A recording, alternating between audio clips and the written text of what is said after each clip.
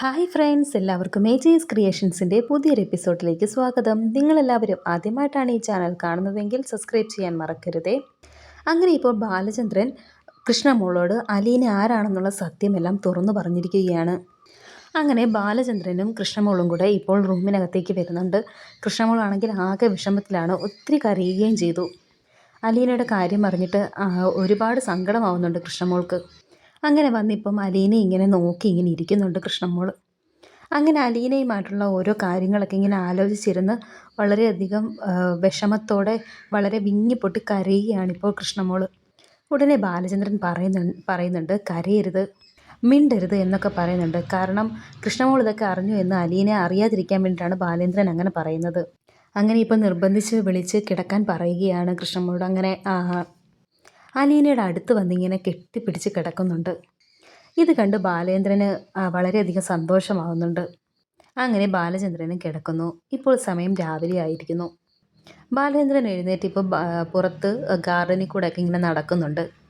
അങ്ങനെ നടക്കുന്ന സമയത്ത് കയ്യിൽ ഫോണുണ്ട്. ഫോൺ എടുത്ത് സ്വിച്ച് ഓഫ് ആക്കിയിട്ടിരിക്കുകയായിരുന്നു ഫോൺ. അത് സ്വിച്ച് ഓൺ ആക്കുകയാണ്. ഫോൺ സ്വിച്ച് ഓൺ ആകുമ്പോൾ മനുവിൻ്റെ മിസ് കോൾ കിടക്കുന്നത് കാണുന്നു. അങ്ങനെ മനുവിനെ വിളിക്കുകയാണ് ബാലചന്ദ്രൻ. മനുവാണ് എഴുന്നേറ്റിട്ടില്ലായിരുന്നു, നല്ല ഉറക്കത്തിലായിരുന്നു.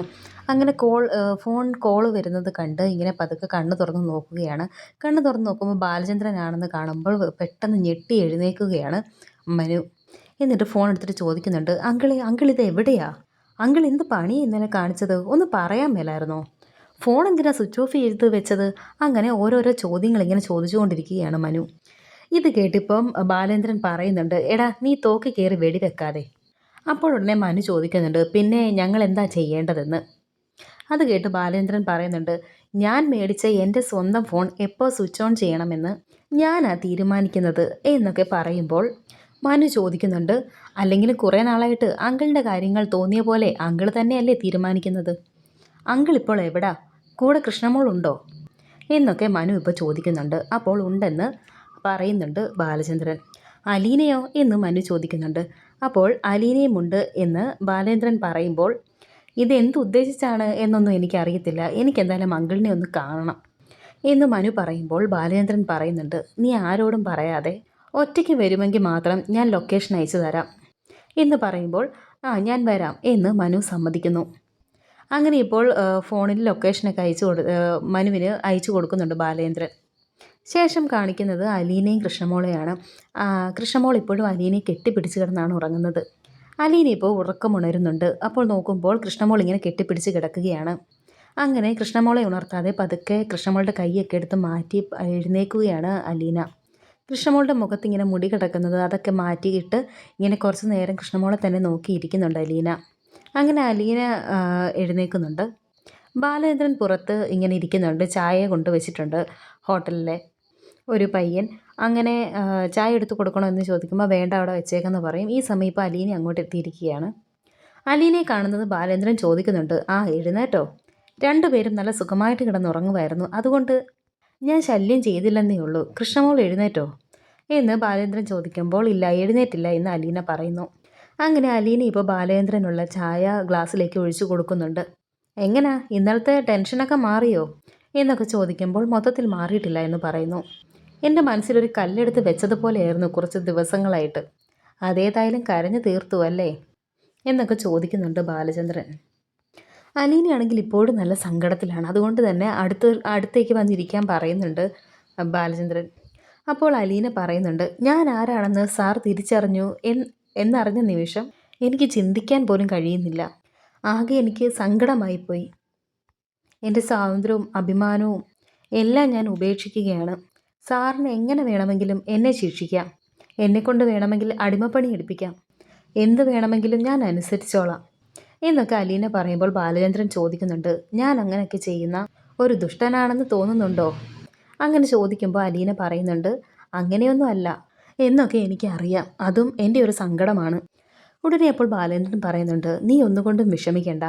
നിനക്ക് എൻ്റെ വീട്ടിൽ എല്ലാ സ്വാതന്ത്ര്യവും ഉണ്ടാവും.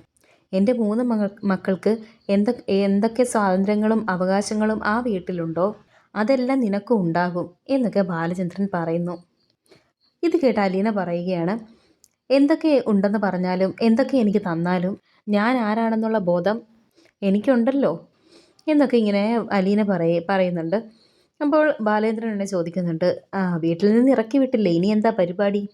അങ്ങനെ ചോദിക്കുമ്പോൾ അലീന പറയുകയാണ്, എനിക്കറിയില്ല ഇനി എന്താ ചെയ്യേണ്ടതെന്ന്. എൻ്റെ കൂടെ സാറുണ്ടല്ലോ, സാറിൻ്റെ കാരുണ്യത്തിലാണ് ഇനി എൻ്റെ മുന്നോട്ടുള്ള ജീവിതം എന്ന് പറയുന്നു.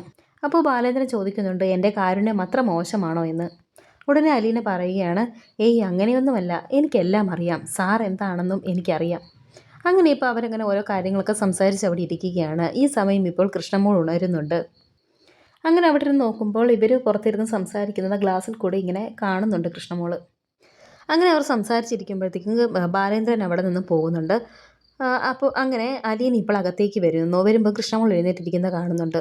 ആ നീ ഇപ്പോൾ എഴുന്നേറ്റേ ഉള്ളൂ എന്ന് കൃഷ്ണമോളോട് ചോദിക്കുന്നു.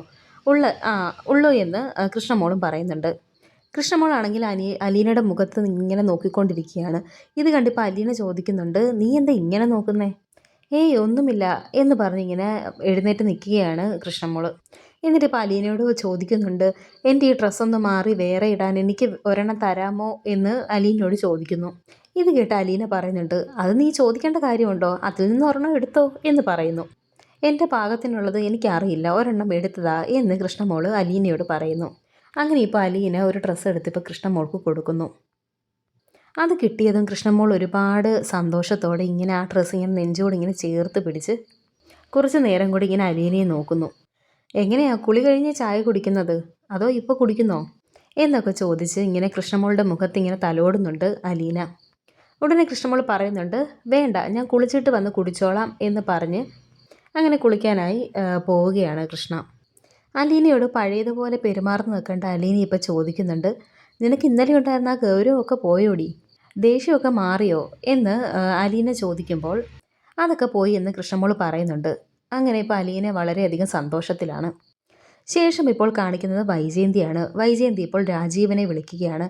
വിളിച്ചിട്ട് ആകെ സങ്കടം പറഞ്ഞുകൊണ്ടിരിക്കുകയാണ്. രാജീവൻ ഇപ്പോൾ വൈജയന്തിയോട് ചോദിക്കുന്നുണ്ട്, അലീന എവിടെ പോയതാണെന്ന് അറിയാമോ എന്ന്. അവൾ എറണാകുളത്തേക്കാണോ പോയിരിക്കുന്നത്, ആ വീട്ടിലെത്തിയോ എന്നൊക്കെ ഒന്ന് വിളിച്ച് ചോദിക്കാൻ അവളുടെ കയ്യിൽ ഫോൺ നമ്പർ ഉണ്ടോ, അതോ അവൾ പോകുന്നിടത്തെ ഫോൺ നമ്പർ ഏതെങ്കിലും അറിയാവോ എന്നൊക്കെ രാജീവ് ചോദിക്കുമ്പോൾ വൈജയന്തി പറയുന്നുണ്ട്, അവളുടെ ഒരു സാധനവും എൻ്റെ കയ്യിലില്ല, അമ്മയോട് ചോദിച്ചാൽ ചിലപ്പോൾ കിട്ടുമായിരിക്കും എന്ന് പറയുമ്പോൾ ഇപ്പോൾ രാജീവും പറയുന്നുണ്ട്, നീ ടെൻഷൻ അടിക്കുമൊന്നും വേണ്ട, ചെറിയ കുട്ടിയൊന്നും അല്ലല്ലോ ബാലേന്ദ്രൻ, തിരിച്ചു വന്നോളൂ. അങ്ങനെയൊക്കെ പറയുമ്പോൾ ഇപ്പോൾ വൈജയന്തി പറയുകയാണ്, അതല്ല രാജീവ, അലീനയും കൂട്ടിക്കൊണ്ടാണ് ബാലചന്ദ്രൻ പോയതെങ്കിൽ. അങ്ങനെ പറഞ്ഞ് വൈജയന്തി നിർത്തുന്നു. അപ്പോൾ ഉടൻ രാജീവൻ ചോദിക്കുന്നുണ്ട്, ആ പോയതെങ്കിൽ എന്താ പ്രശ്നം എന്നിങ്ങനെ രാജീവൻ ചോദിക്കുമ്പോൾ വൈജയന്തി പറയുകയാണ്, നമ്മൾ തോറ്റു പോകില്ലേ എന്ന് പറയുന്നുണ്ട്. ഉടനെ രാജീവൻ പറയുന്നുണ്ട്, നീ കിടന്ന് പിടയ്ക്കാതെ, അവർ എവിടെയാണെന്ന് നമുക്ക് അന്വേഷിക്കാം. അത്രയും പറഞ്ഞ് ഇപ്പോൾ രാജീവ് ഫോൺ വെക്കുകയാണ്. ഫോൺ വെച്ചെങ്കിൽ ഇപ്പോൾ വൈജയന്തി എന്നാലും വളരെയധികം ടെൻഷനിൽ തന്നെയാണ്. വരാനിരിക്കുന്ന പുതിയ എപ്പിസോഡുകളുമായി വീണ്ടും കാണാം. Thank you for watching.